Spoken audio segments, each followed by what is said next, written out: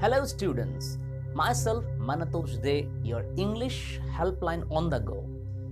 Today I shall discuss a poem from Flamingo which is taught in CBSE curriculum of Standard 12. The poem under discussion today is A Roadside Stand written by Robert Frost. As the poem is a long one consisting of 51 lines, therefore I am making my concert video of the poem in two parts. Part 1 consists of lines 1 to 26 and part 2 from lines 27 to 51. Now, before we begin part 1 of the poem, let me give you a short introduction of the poet, which will be followed by theme of the poem and stanza-wise explanation. So let's begin. Robert Frost was a highly acclaimed American poet of the 20th century. Robert Frost wrote about characters, people, and landscapes. His poems are concerned with human tragedies and fears, his reaction to the complexities of life, and his ultimate acceptance of his burdens. Stopping by woods on a snowy evening, birches, mending walls are a few of his well-known poems. In the poem, A Roadside Stand, Frost presents the lives of poor and deprived rural people with the deepest sympathy and humanity. Now, let's move on to the theme of the poem.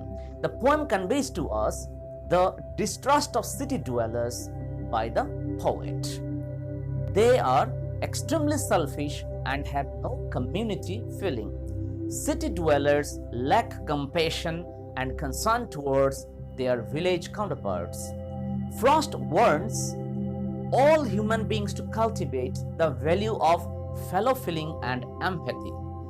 Disparity between the rich and the poor must be addressed.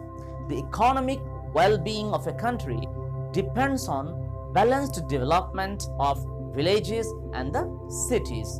Now let's move on to line-wise explanation of the poem.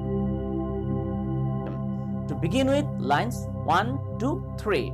The little old house was out with a little new shed in front at the edge of the road where the traffic sped, a roadside stand that too pathetically played. Dear students, now let me explain you the meaning of these lines. The little old house, the roadside stand, existed on the roadside to make a living out of the city money. The owners of the roadside stand expected to attract the rich city man by extending the shed closer to the road. The sole expectation of the roadside people is the flow of city money into their hands. But their expectations are never fulfilled, as the city-going people are not kind enough to stop for a while to buy their produce. Hence, a pathetic existence for the roadside stand. Now let's move on to line number 4 to 6.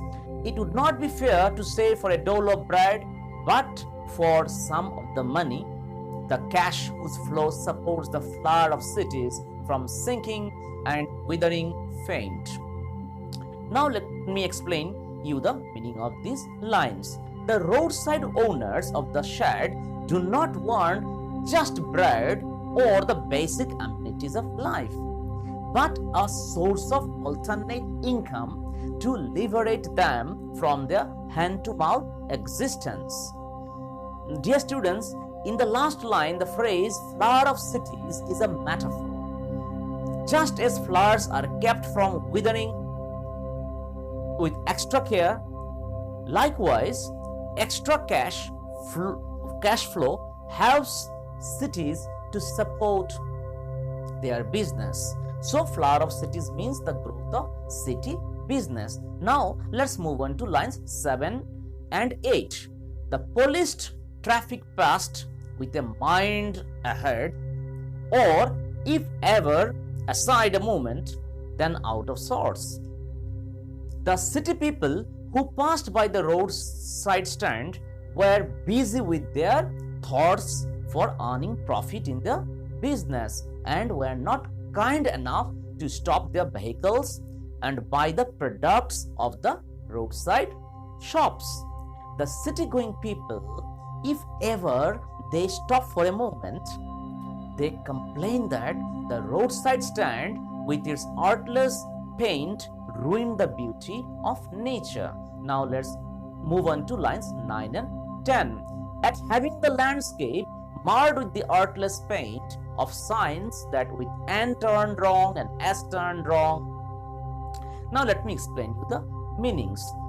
Another complaint of the city dwellers is that the letters like N and S, which represent north and south direction of the signposts, are wrongly written. The owner of the roadside shop, being illiterate, has erected the signpost with which N and S in lines 11 to 13 offered for sale wild berries in wooden pots or crook-necked golden squash with silver words or beauty rests in a beautiful mountain scene. Let me explain you the meanings of these lines. The articles for sale at the roadside stand are wild berries in wooden containers, crook-necked golden squash with silver words, and paintings of mountain scenery, which are for sale at the roadside stand. But unfortunately, city dwellers are not in a mood, are not considerate enough to stop for a while and buy the produce of the village people. Now let's move on to lines 14 to 16.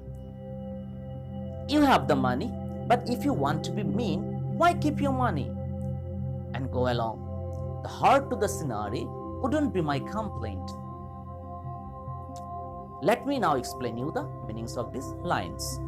Being angry at the indifferent attitude of the so-called police traffic, the poet asked them to move ahead without noticing the roadside stand. The poet further regrets that the damage caused by roadside people to nature, as claimed by city dwellers, is not a serious concern. Now let's move on to line number 17.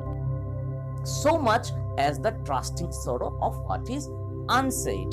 Now let me explain you the meaning of this line. But what is serious and matter of concern is the sorrow resulting out of the fake promises by city dwellers to buy the products of roadside shops. They hardly stop to buy, and therefore the economical status of the poor people remain where it is. This is what is the meaning of trusting sorrow of what is unsaid. Now let's move on to lines 18 and 19. Here, far from the city, we make our roadside stand and ask for some city money to fill in hand. The village people have set this roadside stand far away from the city so that they can ask for some city cash because they want to fill it in hand. Now let's move on to line 20. To try if it will not make our being expand. Now let me explain you the meaning of this line. With expectation of getting some cash from the city people, the village people want to try if that generosity from city people in buying their products would enable them to make financial progress. Now let's move on to lines 21 and 22. And give us the life of the moving picture. Give us the life of the moving picture's promise that the party in power is said to be keeping from us. Now let me explain you the meanings of these two lines. The poor villagers have opened the roadside shops with expectations that their products would bring them some cash and bring about some improvement in their lifestyles. As are shown is that political parties have not yet provided the lifestyle that they promised to the people of villages while seeking votes. Village people are merely used as vote banks and therefore become victims of false promises. Now let's move on to lines 23 to 26. It's in the news that all these pitiful kine are to be bought out and mercifully gathered in to live in villages next to the theater and the store, where they won't have to think for themselves anymore. Let me explain you the meanings of these lines. The poet highlights the news that all these pitiful farmers are to be bought out and gathered in to live in villages where theaters, stores, malls, and multiplexes shall come up. In that case, they will not have worries of life. The so-called civic authorities assured the village folks that their economic status would improve once they live near the theaters, multiplexes, etc. But these fake promises are just an illusion for the poor rural people. Explanation up to line 26 brings us to the end of the part 1 of the poem. Please watch out part 2 of the poem for explanation from lines 27 to 51. Kindly write your feedback in the comment section so that I can address your doubts in my next video. Kindly subscribe and share the link of my channel to your friends.